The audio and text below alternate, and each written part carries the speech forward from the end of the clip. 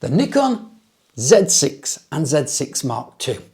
I'm going to use them, I'm going to review them, and I'm going to tell you just what it's like jumping from a DSLR to a mirrorless.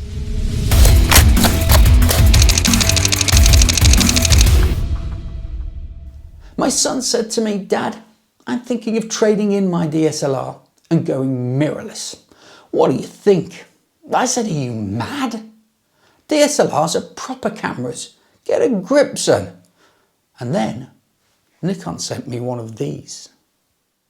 Now, in 1983, I started work at a local newspaper as an apprentice press photographer. It was my first job, and I was given my first Nikon camera, a brand new shiny Nikon FM2. Jeez, I love that camera. The camera brands are a bit like football teams, aren't they? Once you start supporting one, you tend to be quite loyal. You stick with them. Anyway, I've been a Nikon guy for a while, and I've done a few video reviews of older Nikons. But those good people at Nikon said, never mind the past, Phil, forget old cameras. Let's have a look at some mirrorless Nikons. So they sent me this, a Nikon Z6 and a Nikon Z6 Mark II. And they said, tell us what you think. So let's have a look at these marvellous minuscule marvels and see how they stack up against a modern DSLR. Now here are some pictures that I captured with the Z6, and I have to say, out on a snowy day it was light and very easy to carry. I used the touchscreen on this one, and even with complicated contrasty lighting like on this canal scene, it just coped well. As it did with the close-ups, this was done focusing on the screen on the back, no problems at all for the camera, and whatever I threw at it, it didn't seem to have any problems with, even like straight into the sun like this. I mean, it's coped admirably. Low light, end of the day, contrasty light, it's still not got any problems at all. A portrait in low winter sunshine with no fill-in flash, and it still didn't falter. Now normally when I've got a DSLR on, it sits like that, and this lens here keeps knocking on your arms and on your door frames, and if you've got two, then you know, they're sticking out, and they actually are quite intrusive. But with this FX lens, it actually pulls the whole thing down, and what that means is the whole thing is just easier. It's easy to walk around with, it's lighter, it doesn't get in the way, but also it's there ready, look, straight away.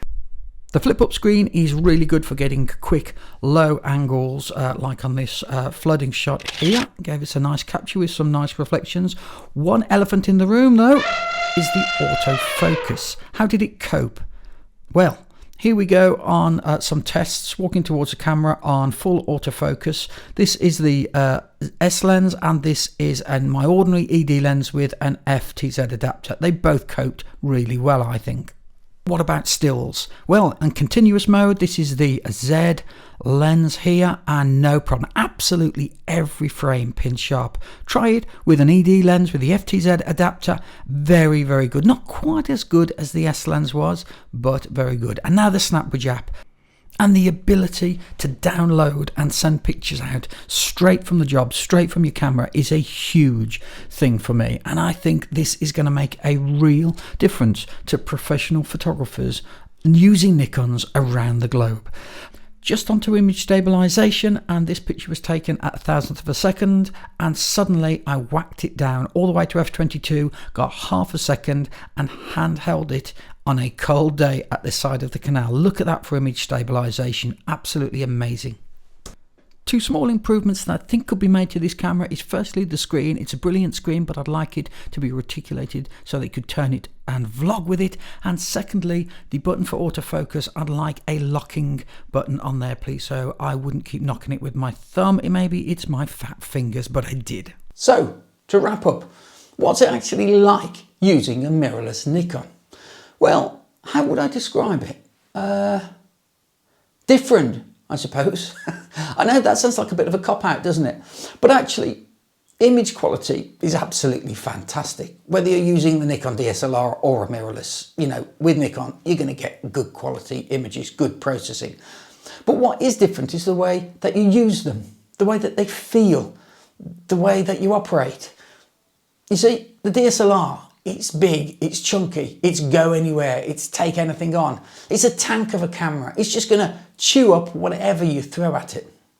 The mirrorless Z6 and the Z6 Mark II, well, they're small, light, nimble, sylph-like, I suppose, quick, easy to use. If a DSLR is a tank, then these mirrorless, they're like sports coupes. They're quick, they're fun, they're exciting. They capture amazing detail and colour while making you think that they're not really there. Most of the time, I felt that I was carrying a lens about with me. And then there's the touch screen.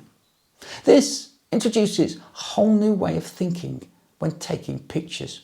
Yeah, there's a whole generation of phone users, and they finally persuaded the old guard that this might indeed be the future of taking photographs. Let's not forget the app. That makes a big difference. It means that you can take pictures from the camera straight onto your cell phone and get them emailed out. This is a long overdue and welcome addition. And let's not forget one tiny bit of kit that may go under the radar. It's the adapter, the FTZ adapter. You see what they did there? FTZ, F2Z. The F mount lenses will go on the Z cameras. I spent 4 decades building a lens kit. If I wanted to go mirrorless and I went Fuji, Sony or Lumix, I'd have to cash all my lenses in for peanuts. But now I don't. With Nikon, I can use them on my mirrorless cameras. The firmware 3 update has fixed just about every one of the early flaws in this camera, particularly the autofocus system and the eye detection, and that fantastic PET's eye detection. Don't know how they do that. It's brilliant. So, would I buy this camera? Yes, in an instant. So, will I have all my DSLRs on eBay this afternoon to finance buying this mirrorless Z6 Mark II? No, I won't. You see, they're different beasts. They feel different to use. So I suppose what I'm saying is, I want it all. I want both of them.